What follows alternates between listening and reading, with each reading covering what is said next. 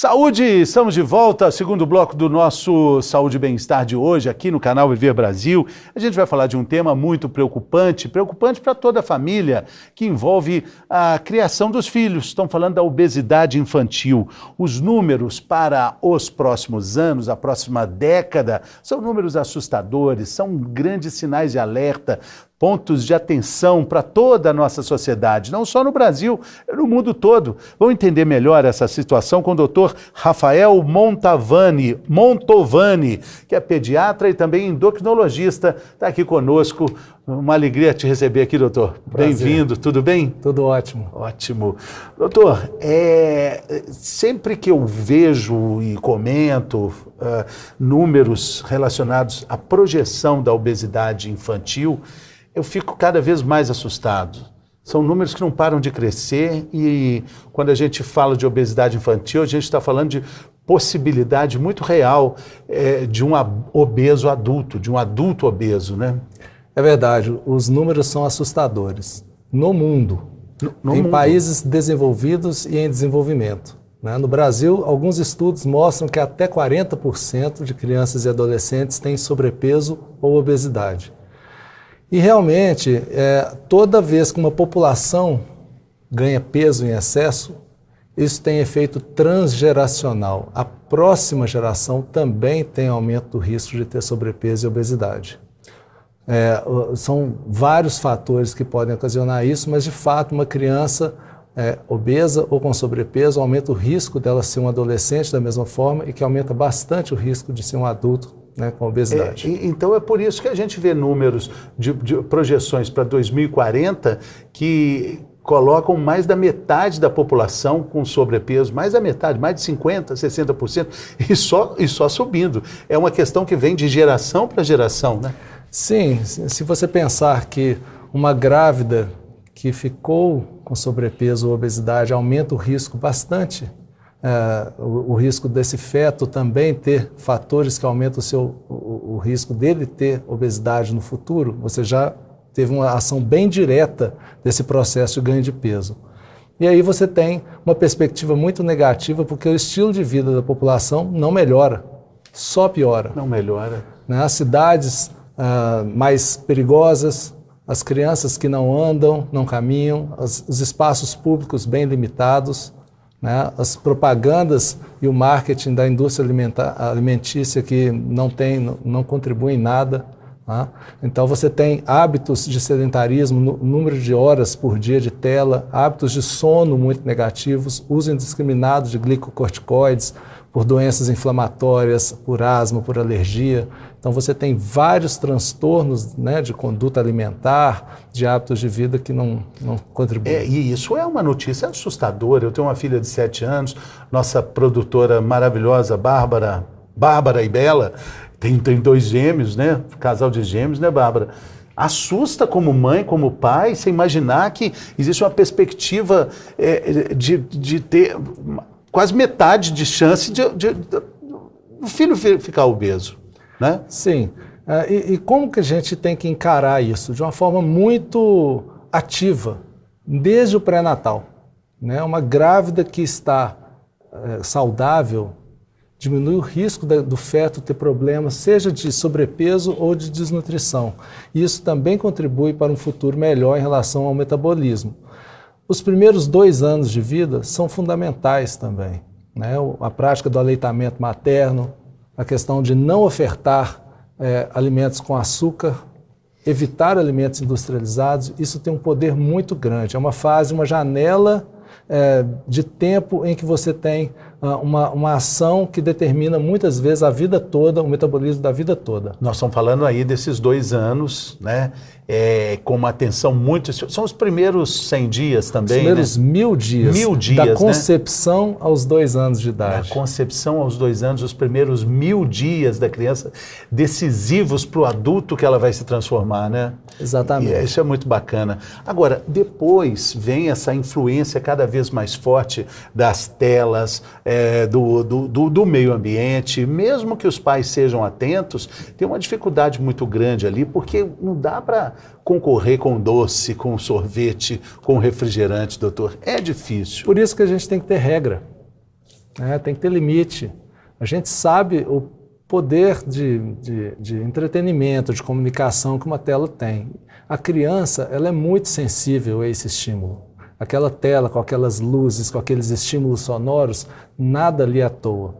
Tem toda uma interação de neurotransmissores que vão viciar a criança. Doutor, é impressionante, eu estava vendo um estudo que relaciona o aumento do índice, do nível de estresse nas crianças, relacionando o aumento do tempo de tela e depois fazendo uma outra conexão desse estresse com o aumento da obesidade, que o estresse e a obesidade têm pontos de conexão fortíssimos, né? Sim, existem vários fatores aí. Então você aumenta o número de horas na tela, você diminui a atividade física daquela criança. Para começar. Você piora a qualidade do sono e o tempo de sono da criança. Isso no momento em que não tem que ter nada de cortisol no sangue, né? A criança com o estresse, a tela, aquilo é um estímulo. A criança já tem cortisol? Todos temos produção de cortisol, mas nesse momento do dia, no anoitecer, a nossa taxa de produção é muito baixa. A gente vai produzir mais no início da manhã, no final da madrugada. Né? E nesse momento, a gente diminui a taxa de produção do hormônio de crescimento, se a gente está acordado e com tela, né? O adulto também. Né? Então, a criança é susceptível porque ela precisa crescer, ela tem que prevenir a obesidade, ela tem que estar mais apta a brincar, apta a aprender na escola, tem que ter concentração. Ela, com muita frequência, fica irritada, né? Na hora que você fala, no final da tarde, dita uma regra ou chama a atenção, a criança dá uma estourada, muitas vezes é privação de sono, uma qualidade ruim. Sim. Né? E isso repercute também na obesidade. Lógico, está tudo ligado, né? Tudo relacionado. E tem mais um outro fator também que eu queria comentar com o doutor. A criança não tem o nível e até é bom que não tenha, de percepção assim, do que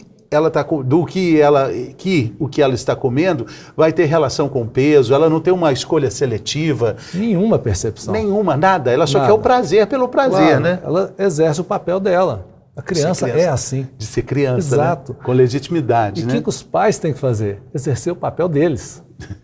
Não é mesmo? Porque é uma coisa que eu falo demais com as famílias. Nós não negociamos várias ações do dia. Ninguém negocia se vai escovar os dentes ou não. Se vai colocar a blusa de frio quando está frio ou não.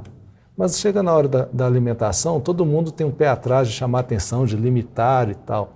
Ninguém está falando também que a alimentação será um momento de estresse, ruim, a briga. Não é isso. Mas nós temos que criar uma regra em casa, temos que fazer uma compra de supermercado mais saudável, pensada. Temos que estabelecer algumas regras. Quantas vezes vai ter suco na casa? Se vai ter doce, quanto, como é que vai ser a oferta, se come dia de semana, no final de semana também vai ter. Né? Precisa ser tudo e sempre.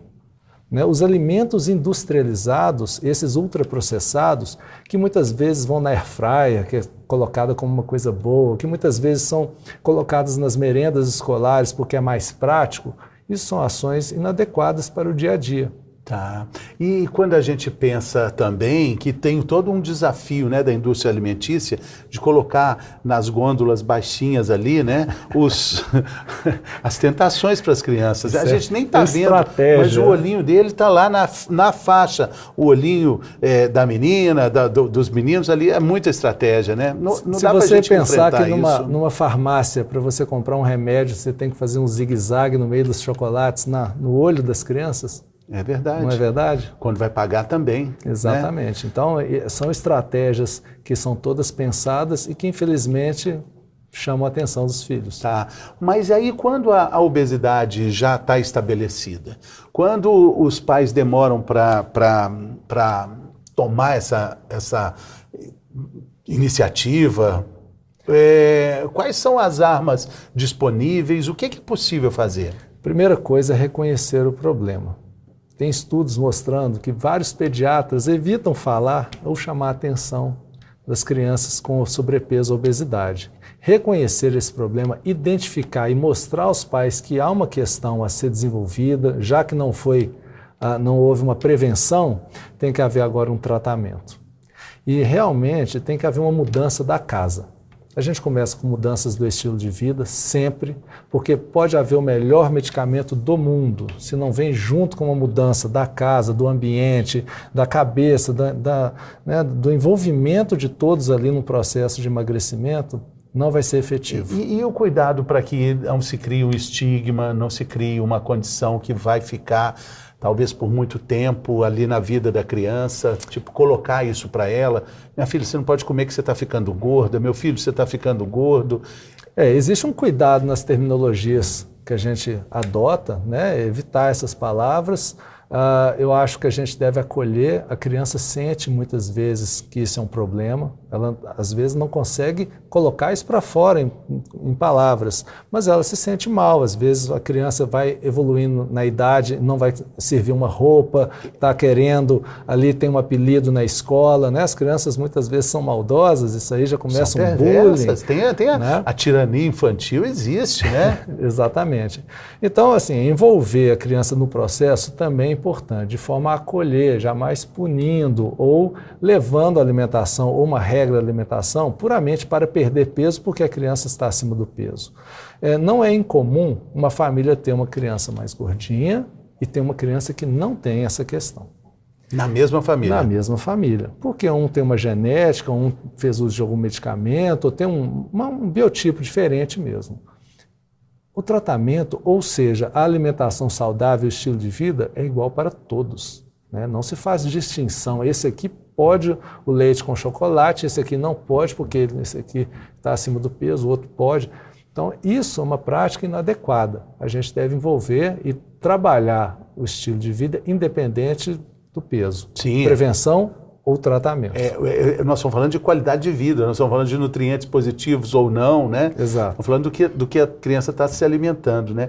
E outra coisa muito importante também, quando a gente fala da obesidade como doença catalogada no Código Internacional de Doença e da falta de um diagnóstico da doença obesidade por médicos de outras especialidades, né? Não só os endocrinologistas, tipo um ortopedista pode diagnosticar uma obesidade, né? Claro. O oftalmologista pode identificar. Até porque muitas vezes o ortopedista está lidando com uma lesão causada pelo excesso de peso, sobrecarga sobre uma estimulação e tal, né? O oftalmo pode fazer um exame de fundo de olho e ver questões reais de possibilidade de um derrame, de problemas do sistema de veias e artérias problemas causados pela obesidade, né? Sim, e as consequências da obesidade, que pode levar a um diabetes tipo 2, né? Uma hipertensão arterial. Doutor, e falando tudo isso, quando a criança está obesa, ela está antecipando todo esse risco que um obeso adulto tem, né? Ela vai conviver mais tempo exposta a todos esses riscos que atingem literalmente da cabeça aos pés. Claro, você pode estar expondo o organismo a um tempo maior de excesso de gordura nas artérias, de hipertensão, né, de inflamação crônica, isso tem realmente uma repercussão maior. Forçando articulações, né? Exatamente. Então é um caso muito sério, né? Nós estamos falando de um assunto muito grave que não pode ser tratado, tipo, não, vamos deixar, no fim de semana deixa comer um sorvete. É muito difícil negociar isso com a criança. Eu até gostaria que o final de semana tivesse sim o sorvete. Mas para isso acontecer, a gente tem que criar regras para a semana.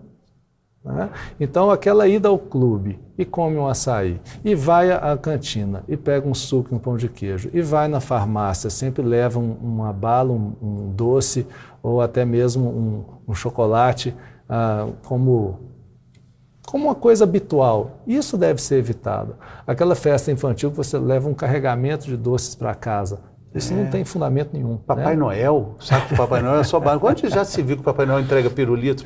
É como se fosse algo assim normal. Não, é bala, pode. Né? Tem uma normatização do açúcar assim que acaba sendo perigosa também, né? Sim. Mas como é que o senhor, como endocrinologista, pediatra também, como é que chega ali um momento em que vai ser preciso o uso de um medicamento para controlar isso? Como é que acontece? É delicado também essa questão, Sim. né? Na infância, nós estamos um pouco de mãos atadas. Se você não tem uma complicação muito grave da obesidade, a gente acaba fazendo a melhora do estilo de vida mesmo. né? Um total investimento nas relações entre pessoas, na relação com a comida, na prática de atividade física, no sono, etc. A partir da adolescência, a gente já tem um arsenal de medicamentos possíveis, né? Com o passar do tempo, os medicamentos que a gente viu que não faziam efeito e sim tinham muitos efeitos indesejáveis, felizmente foram substituídos por uma classe de medicamentos que aumenta a saciedade do indivíduo.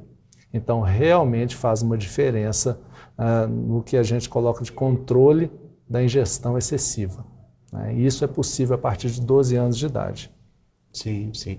Mas num momento social que a gente vive, onde todo mundo quer um diagnóstico, né, com aquelas letrinhas, TDAH, TDAH, você quer uma letrinha, uma sigla para chamar de sua, para entender o problema que você tem, como se isso fosse o bastante para a gente resolver os problemas. Sim, o sobrepeso, a obesidade é um problema multifatorial, né? Isso envolve questões psicológicas, psiquiátricas, existem doenças genéticas que predispõem o indivíduo, existe o uso de medicamentos para outros problemas que acabam interferindo nessa questão do ganho de peso excessivo. Então a gente tem que entender a classe, sim, todo mundo, mas individualmente nós temos questões muito importantes para serem diagnosticadas e trabalhadas, até mesmo na indicação de um medicamento. Sim. Todo mundo quer um diagnóstico e todo mundo quer uma solução mágica. Mágica, claro, né? Uma pílula mágica. Fazer uma atividade física e comer pouco e tal, todo mundo sabe. Mas então por que não faz? Tudo não faz, porque realmente é uma doença crônica, é difícil, né? Você não tem solução mágica. Sim. O remédio é uma ferramenta que vai ser junto com as modificações de hábito, um investimento muito grande da família. Agora, quando a gente fala do adulto, é mais fácil, mais simples perceber essa diferença, quer dizer, não é nem fácil nem simples, mas pelo menos o adulto pode tentar diferenciar o comer emocional do comer orgânico, coisa que para a criança não faz muita razão perceber isso, mesmo que os pais entendam. Falam, ela fica ansiosa, a criança fica ansiosa, começa a comer. Deveria ser assim, né? Mas a criança, ela felizmente tem uma coisa que pode ser um freio que a família dá, né? É diferente do adolescente que já tem uma autonomia maior. Você está confiando muito na família, né? Sem dúvida, eu tenho que tocar o coração desse pessoal. Mas é difícil para a família exercer esse papel, sim. É difícil para a escola também. Isso né? É um processo. É um processo de muita consulta, muito envolvimento. Eu tenho que contar com a colaboração do pediatra, do professor, do psicólogo, do professor de educação física, de um treino. Por isso que é tão difícil. Ninguém tem esse tempo todo, não, né? A gente tem que convencer, tem que tentar repetir. As coisas mudaram um pouco, não mudaram? Na minha época tinha coxinha na cantina da escola, tinha refrigerante, bala de goma, Maria Mole, tinha isso tudo. Hoje não tem mais. Hoje você não acha uma empadinha de queijo boa. Você não acha na cantina das escolas? Acha sim, acha? Senhor. Então está escondida, não? As pessoas, né? Então várias escolas tiraram as frituras. Mas empadinha assada. Mas mantém os assados com a gordura hidrogenada, com baixa qualidade, mantém aqueles alimentos... Mas tem um patrulhamento para essa saudabilidade que não existia, falando aí de 10, 20, 30 anos para trás. O que a gente tem, o que não tínhamos 10, 15, 20 anos atrás, é informação. Então nós aprendemos o que não deve ser feito, ainda que seja feito. Só sabe que não pode, né? E continua fazendo. Mas é barato, é perverso, a pessoa quer vender. Né? Outro dia eu estava vendo a fácil, a diferença de imposto que os alimentos naturais e orgânicos pagam em detrimento dos alimentos ultraprocessados. Eles pagam menos imposto. Sim. Né? E assim, nós temos uma questão que não respeita a classe social. Né? As pessoas com mais dificuldade acabam indo muito para os alimentos ultraprocessados e de mais fácil, enche mais a barriga, porque são mais baratos. Ao mesmo tempo, pessoas com mais dinheiro vão para esses alimentos porque têm muito acesso a fast food. Né? Então acabam pedindo mais, saindo mais de casa, comendo mais fora, viajando mais, comendo mal. Então não é uma questão que respeita uma classe social apenas, é uma questão de todos. E também um déficit calórico que a gente deixou de gastar ao longo das últimas décadas, quando a gente abria o vidro do carro, procurava o endereço nas páginas amarelas. Você já procurou mecânico nas páginas amarelas? Demais. A maior dificuldade, você vai lá no M, vão na rua Itajubá, você não acha, e vai e liga de novo, e disca, né? Gastando calorias ali, né? A gente liga em pé. A gente ia para a escola a pé. Para a escola a pé. Hoje é tão difícil tudo isso, né? Tinha Por questões de brincadeira de segurança, rua, muito mais carros né? nas ruas, né? Com certeza. Então, as pessoas, a mobilidade urbana muito reduzida. Com certeza isso refletiu muito, né, nesses números todos que a gente começou falando, né? Exato. Mas para os pais que estão acompanhando a gente aqui, nessa nossa imensa audiência no canal Viver Brasil, preocupados, falando, mas o que eu vou fazer? Como é que eu não consigo dizer não? Minha filha pede doce durante a semana, eu vou no supermercado, a criança acompanha, faz as compras, sabe onde tem lá a caixinha de chocolate. Como é que os pais podem ter uma orientação sobre essa negociação, sobre essas regras que o senhor falou, que são tão importantes para a vida saudável da criança? Bom, não existe uma receita para todo mundo, né? A gente tem umas orientações, umas dicas que a gente acaba estabelecendo individualmente com as famílias, mas a criança que não consegue se controlar no supermercado, será que ela deve acompanhar naquele momento a família no supermercado? Ainda vai com fome. Mais o menino um fator, não para quieto. Né? Agora, caso ela vá, que também é um evento legal, ela pode escolher verduras, legumes, participar da escolha dos vegetais, de alimentos saudáveis, conhecer também toda essa parte, mas faz o combinado. Então vai lá, pega o biscoito, é um pacote só, acabou, e a gente vai lidar com o limite. Não tem outra saída, né? Não tem, isso aí faz parte de criação. Como é que a gente cria as crianças com limite para tudo, do ponto de vista comportamental, você sai, mas você volta a tal hora, não pode isso, pode aquilo, e chega a alimentação, todo mundo tem dificuldade em falar que não pode? Né? Eu acho que a gente tem que dar um pouco, mas segurar um pouco também. Não tem que ter todo esse tabu para mexer numa coisa. Eu acho que o receio dos pais, muitas vezes, é de que essas restrições acabem trazendo alguns tipos de transtornos, de compulsão. Não vai comer, peraí, come só um pouquinho, não pode isso. E aí depois ela desafoga a criança, desconta em outros momentos. Tem toda a razão. Vários transtornos da conduta alimentar, como bulimia e anorexia, começaram com outras situações. Então, de forma nenhuma, você tem que negar uma coisa que está normal, né? Você tem que, eu acho que limitar ali, fazer o combinado antes e disponibilizar um pouco menos, né? Na hora que você vai comprar pão para o café da manhã, será que a gente precisa comprar 10 pães para uma família de 4 pessoas? Cara, não come.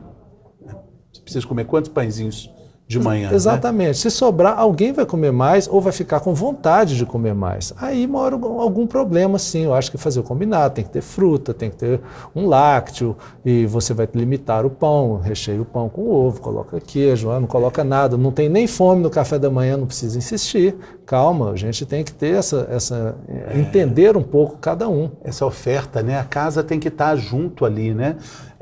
Frutas na fruteira, no alcance da visão, né? Ao alcance das mãos da criança também, né? Ela perceber isso. Dar o exemplo, sugerir, negociar, né?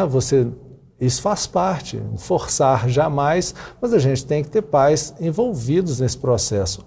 Sem esse envolvimento positivo, então uma mãe que sempre breca aqui, limita aqui, um pai que é permissivo. Então o contrário, né? Então a linguagem ela tem que ser da casa, é uma coisa responsável. Sim. E principalmente entender que esse problema existe, porque se for jogar para debaixo da poeira, a poeira por debaixo do tapete, só vai complicar, né? Só vai. A gente tem que identificar essa questão de forma preventiva e no momento que a gente está fazendo um tratamento, a criança tem um sobrepeso mesmo, né? Identificar também a característica dela. Se ela é uma criança que fica ansiosa, talvez ela precisa mesmo de uma psicoterapia, às vezes até medicamento ansiolítico, a gente não deixa de identificar a situação em que tem que usar. Então, não deixar de fazer um envolvimento também da parte psicológica. Isso aí é um preparo para os dias que virão. Afinal, você disse sim a vida toda, de repente... Começa a falar não pode, né? Cheio de restrições.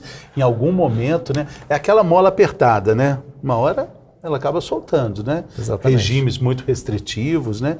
Se até para adulto é complicado, imagina para as crianças, sem a percepção da recompensa, né? Mais tarde, com o corpo, né? A questão estética que a criança, como a gente entendeu aqui, não tem isso, né? Não precisa ter, né? Não precisa ter. E o acesso que ela tem às redes sociais, às plataformas, é de ideais que não deveriam estar ali para crianças. Né? E isso as deixa um pouco mais ansiosas, tristes, com uma baixa autoestima, e isso deve ser evitado. A gente entendeu aqui coisas muito legais, telas só a partir dos 2 anos, açúcar também de preferência, né, doutor? Depois dos 2 anos? Depois dos 2 anos. E tela, antes dos 2 anos, jamais. Jamais. Depois dos 2 anos, eu colocaria como uma coisa bem limitada também. Até os 12 anos por aí, né? 12 não? Não seja tão... Não dá. Não dá. Não, nós estamos dando a receita agora. Como vai fazer é outro problema, eu acho né? que o entretenimento, a tela tem um entretenimento, uma comunicação, uma plataforma necessária para o desenvolvimento de hoje, da criança que está conectada ao mundo, isso faz parte.